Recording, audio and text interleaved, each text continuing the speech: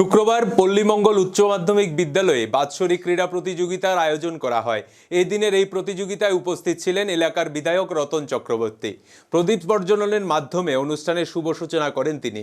এই দিনের এই অনুষ্ঠানে ছাত্রছাত্রীদের বিভিন্ন ক্রীড়া প্রতিযোগিতার প্রদর্শনী ছিল প্রশংসনীয়। সঙ্গে উপস্থিত ছিলেন ৯ নং ওয়ার্ডের কাউন্সিলর সহ বিদ্যালয়ের প্রধান শিক্ষক শিক্ষিকাগণ।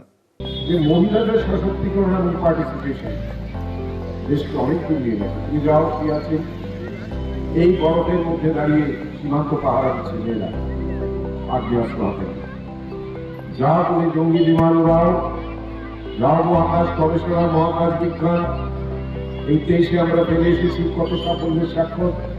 মেয়েদের জন্য আজকে রিজার্ভেশন হয়েছে পার্লামেন্টে, আসছে বিধানসভা। তারা আজকে এই চন্দ্রযান আমাদের পৃথিবীকে দেখিয়ে দিয়েছে যে ভারতবর্ষের বিজ্ঞানীরা আজকে কত দূর অগ্রসর হয়ে গেছে। কেউ পারেনি এত কম খরচে।